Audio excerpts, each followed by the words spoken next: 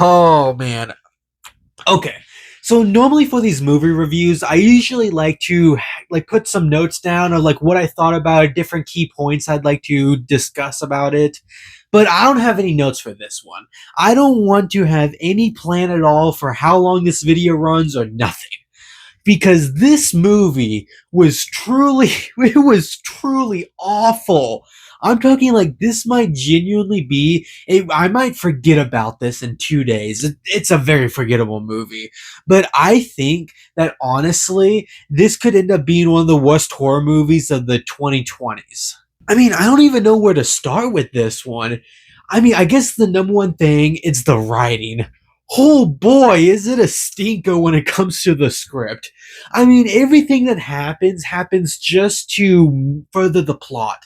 No characters feel like they're real people. Everything that happens just feels so stupid. This is a very stupid movie. It's a good old classic stupid movie, but not a fun stupid movie. It's a movie that just kind of makes your jaw drop as just how idiotic everything that's going on is happening. The main actor, John Cho, I think that's how you pronounce his name, he's actually not even a bad actor. He's actually been in some really good movies, done some really good performances. However, this is not one of them. And I can't blame him because the script that he has to work with is just that bad. Like, truly, I could go on a rant for a while about just nitpicking every single stupid thing that goes on. And it's just frustrating because the biggest thing that ruins this movie is asking the film itself, what is it even about? What are you trying to say with this? Because this is really one of the first movies at least that really dives into the topic of AI. Like, I don't know what other films have come out recently. I'm sure there's an obvious one that I'm just completely missing. But in terms of like legitimate, like real world AI, like what other films kind of go into this realm of discussing it? And there's an idea of what they're trying to say with it, and then of course then it gets to the ending. I have no idea what the point of the ending was. Like, what were you trying to do with this? It makes no sense for any characters to do what they do. I don't understand what the AI is trying to even do with that situation. None of it makes any sense, and that third act is just things happening just to further the plot and to have like maybe some like quick shocks or whatever. Nothing happens in that makes me think that, oh hey, this is actually a competently made movie. Okay, that's a little bit harsh. It's not that bad, but it still frustrates me as to thinking like, who thought this was a good idea? Who read the script and thought like, hey, this could end up being a really good movie? Who saw this film in editing and thought that this was going to be anything but a hot pile of garbage? I don't like to talk about spoilers, and I won't talk about it this unless the movie is just truly that bad that I don't care. It's not on that level yet. But I want to talk about this. So at one point, the youngest character, I don't even know the names of any of the characters at all. They're all so forgettable. But at one point, the youngest son, he like learns these weird motions that the AI teaches him, and then eventually down the line, it kind of comes back into there's a reason for why it happens. But it makes no sense for why the kid is doing that. I mean, they're in a really stressful like, situation, and there's no reason for the kid to be doing this. Like, maybe the AI explained it to him more off screen, but you're really going to have these stuff happening off screen. And then, of course, whatever happens with the characters at the beginning of the movie, and then, like, they show up later on, and, like, I hate so much about it because it is just the exact type of movie where things happen just to happen. There's no real rhyme or reason for any of it. There's a lot of weird subplots that are going on at the same time. Like a lot of weird different things that are going on. Like the AI is doing multiple things all at once, and none of it really works very well together. There's this whole side plot with the daughter in this movie that just has nothing to do with the rest of the movie. It's literally just there to fill in the runtime. I think that a lot of this movie, all the things happen just to fill in the runtime because there's legit nothing, that there's no consequences or anything that happens because of it.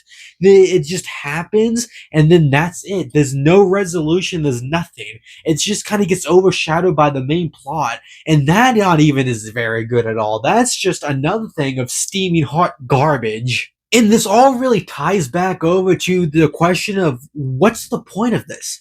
What's the point of anything that I'm watching on screen? I mean, what's the director trying to say with this? It makes me just question why I'm doing any of this, why I'm paying money to go to the theaters and watch this. Still can't believe I wasted money on that, but you know what? At least it gave me this fun little rant. But still, there's no reason for why this movie was ever made, because if you want to make a movie like this, have a reason to, have a bigger message that you want to tell with this. But this is just all over the place. It's just a bunch of different ideas that don't work together, like even in the slightest.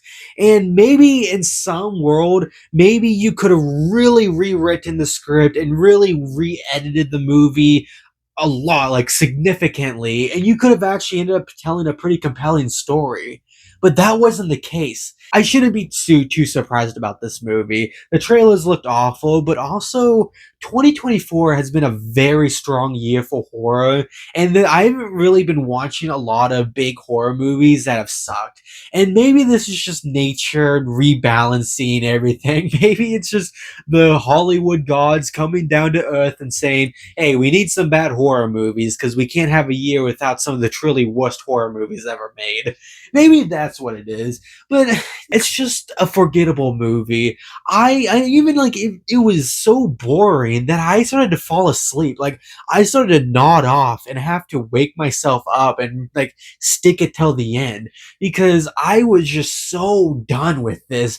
Not even that far into it. Like I could tell from the first scene that, oh, hey, this is going to be a bad movie. And there was a little bit of hope in me that was thinking that, hey, maybe I could be one of the few people that do like it. Maybe there's a small chance it could end up being like a 3 out of 5 star movie.